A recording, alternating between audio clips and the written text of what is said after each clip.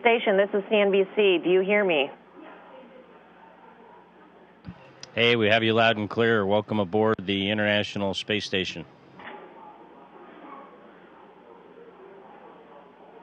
Thank you. Great to speak with you.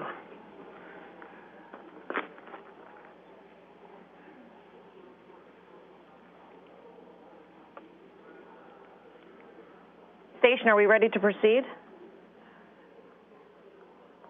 We are ready. Okay, fantastic. Captain Scott Kelly and Russian cosmonaut Mikhail Kornienko, thank you so much for joining us. I wanted to first ask about Pluto. There's such a fascination with Pluto. What are your hopes in terms of what Pluto could do to spur interest in space exploration and future space missions?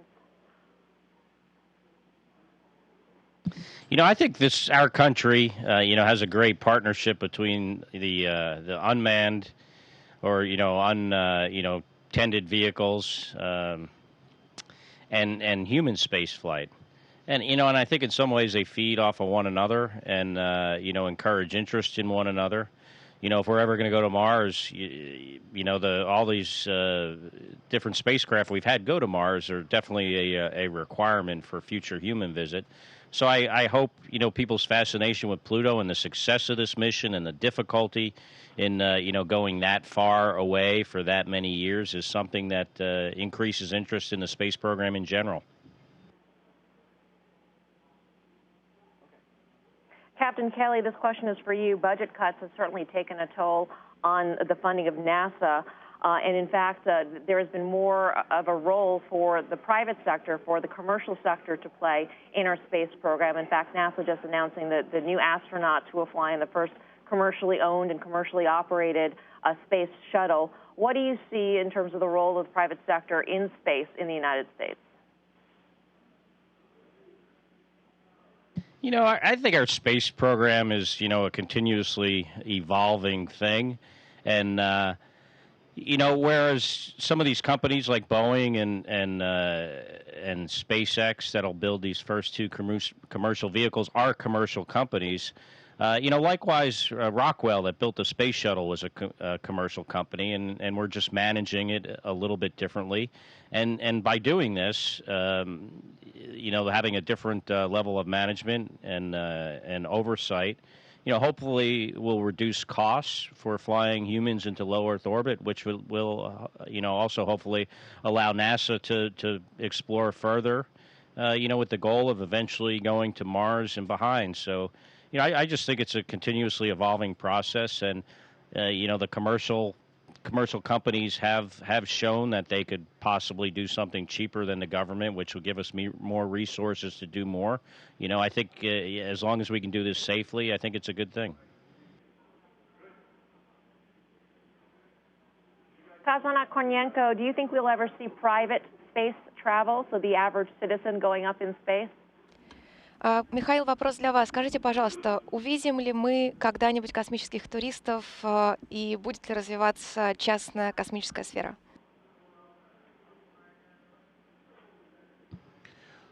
Ну, мы их уже видели, космических туристов. We have already seen private space travels, and I believe for commercial companies it's a very good experience. Space exploration is constantly developing, and I believe this is one of those areas where it should keep developing, and I believe that it will happen very soon.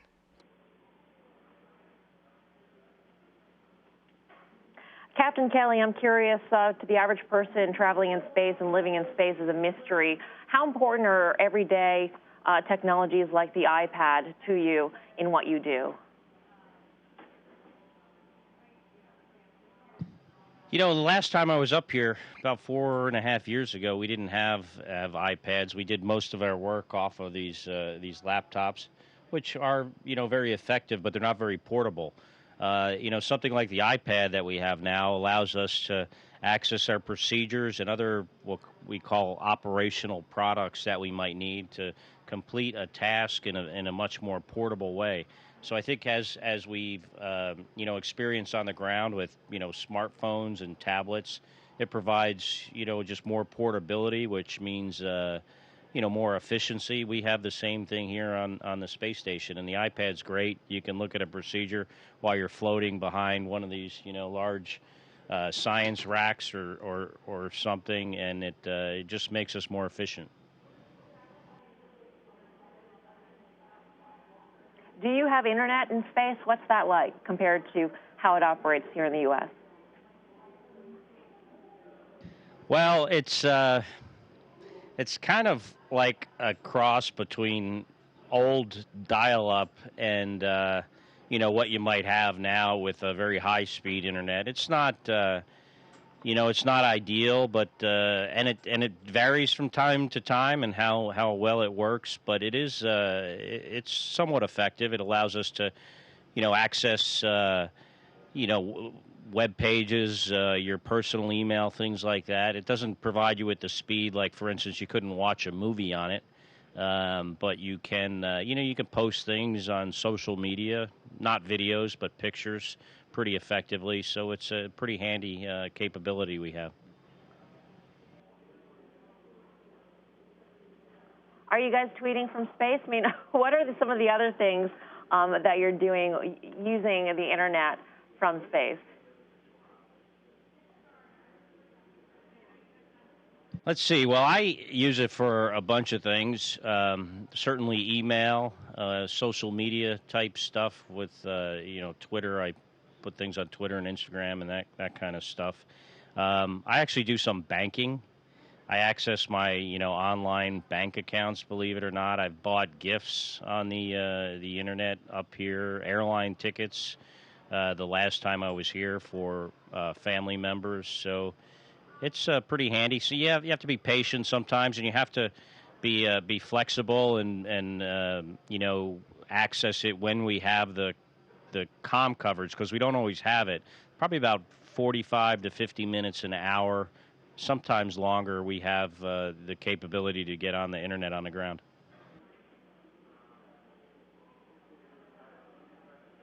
And what kind of shows do you watch from the International Space Station? They're great. We have these psychological support folks that support us up here, and they send us, all different kinds of television shows, whatever, if we want. I was recently watching Game of Thrones and Better Call Saul, but both of those seasons ended, so I'm not really watching any kind of series. We don't have a whole lot of time to do that, but I would watch it when I'm exercising. I don't really watch much television otherwise, except for the news. Actually have live news playing most of the time in a couple of the modules that we can, watch it live.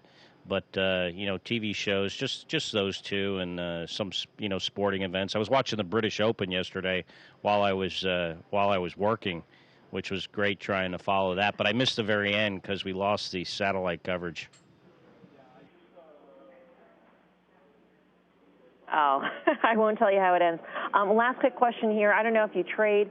We are a trading show, a stock trading show. Do you have a question for one of our traders?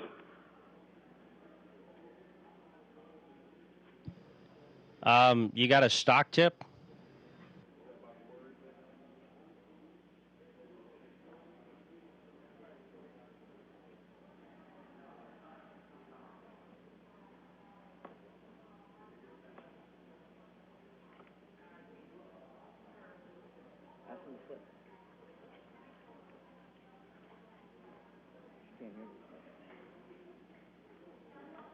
I can't hear him. I could hear a little whispering, but that was the perfect setup for the buy low, sell high answer. That's what I thought I was going to get.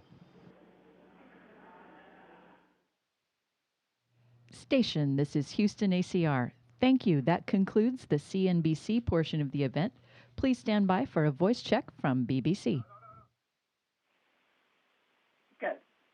Station, this is Richard Hollingham for the BBC. How do you hear me?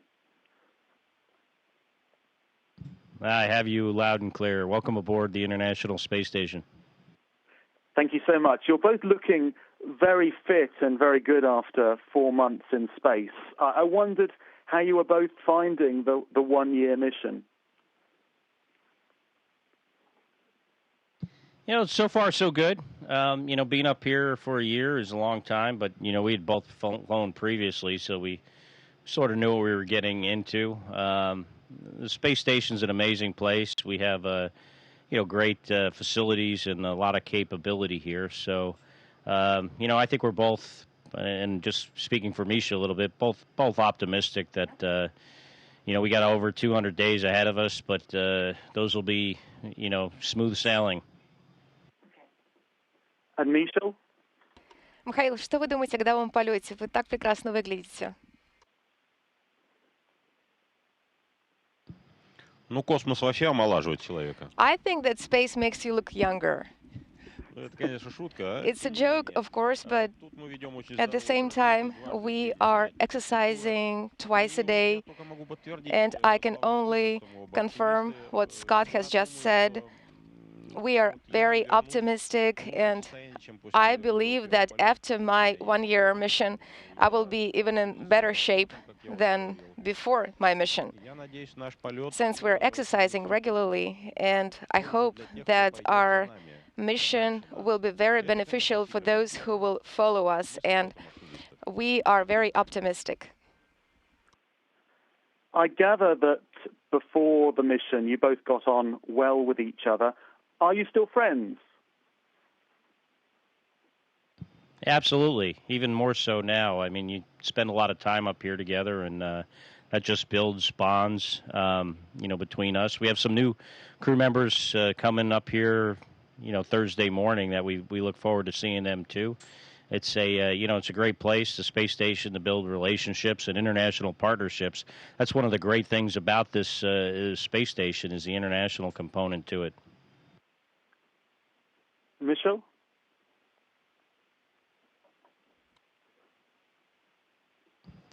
We are still friends, and we'll be friends until until the end. Until we're in the dirt. Yeah. Are there any particular aspects of this flight that differ from the usual missions? Obviously, you've got a lot more going on. It's a lot more about you this time and how you are performing. Because it's somewhat unique in regards to the duration, more than we've done previously on the space station. I think, if you compare our involvement in the human subject type of experiments, Misha and I certainly have more of that than I think maybe your average crew member might. So, there's that aspect of it. Being up here for this length of time also has you involved in more things that we do on the space station, other science experiments and such. Throughout the course of the year here, we'll have 400 different science experiments going on. So, our involvement will be, bigger than, let's say, someone that is here for a 6-month stay. But, on the surface, though, from a day-to-day perspective, our lives here are no different than any of the other crew members. And you're working together throughout this year. What does that show us about working together on Earth? I mean, is what you're doing in space something we can learn from? I think so. This space station, this neutral territory, so to speak, in a very, very challenging environment, gives us the opportunity to work on something that's, very important, very difficult, work with this international partnership. And, we've been doing this for over 15 years now, and it's, one of the great successes of the space station. We're getting great results now from the science we do. So, I think there's a lot to be learned from this in many, many different ways. And Scott, have you learned anything from the Russians? I learn stuff from these guys all the time. They have a lot of experience. Their long-duration spaceflight experience is more extensive than ours. They do some things different. They're more practical. They, certainly their budget is less than what NASA has. So it's great to see what they can achieve with more limited resources than we have. it's quite impressive. And Michelle, have you learned anything from working with the Americans? Михаил, а чему вы научились во время работы с американскими астронавтами? Ну, должен сказать, что тут есть чему поучиться. I have to say that there is a lot to learn from Americans. First of all, they're very specific, they're very thorough, especially in performing their tasks and objectives. And I believe there is still a lot to learn from our partners, and we are learning from each other every day. For example, I'm performing all my activities in the same efficient manner, in a very precise and accurate manner. And I believe this is very important here in space. They are very friendly, and I cannot say that I was angry or gloomy earlier, but our American friends are very friendly, so we're learning that from them as well. So, in brief, I can say that, yes, we have to learn from each other. Well, that's good to hear. I have some questions from BBC Future readers, and I have one here from Liam Mantell, who asks, has your spaceflight altered in any way your view of humanity's role on our planet Earth? Well, you know, every time I fly in space, I'm struck by how small it makes the Earth appear and how it makes us seem like we're all citizens of one place, not any particular countries. You know, you don't see a lot of you don't see political borders that are drawn on maps. You see physical borders only. So it really gives you the sense that we're all, one big part of one big team, Team Earth. And, the other thing you notice is the atmosphere is very thin. Looks very fragile. So, for me, those are the two main things that, I find over the course of my career here, how my perspective has changed. And I wondered whether your training has fully prepared you for what you've encountered so far. And that's a question from Catherine Thirlwell, another BBC Future reader. Yeah, absolutely. We have a great team on the ground, international team, not only in the U.S., but in Russia, Japan, in Europe, Canada, that train us for many years for these missions. So, although there's, a few things you don't really realize until you get up here, and you can't really simulate well the microgravity environment on Earth, by and large, we are very well trained, and and that's because of the great people we have preparing us on the ground. Does it change your dreams at all when you sleep above the Earth? I had an interesting dream last night that I remember, but I'm not going to share that with you. In any case, I was asked after my last flight, hey, do you dream whether you're on Earth or you're in space? And I actually couldn't remember, so now I write my dreams down. And most of the time they're about being on Earth, but a lot of times they're about being on this, sometimes they're about being on the space station too. So it's, like a lot of people's dreams, they're pretty weird. I've been asked to ask you to just demonstrate some weightlessness. We've seen you pass the microphone backwards and forwards, and you're both floating around, but just give us a quick demonstration to finish.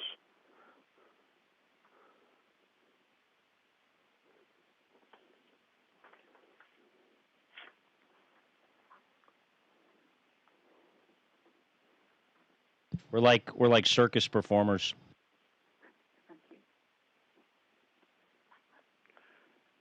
Thank you both very much for your time, and good luck with the rest of your mission. Hey, thank you. Our pleasure. Enjoyed talking with you today. Station, this is Houston ACR. Thank you. That concludes our event.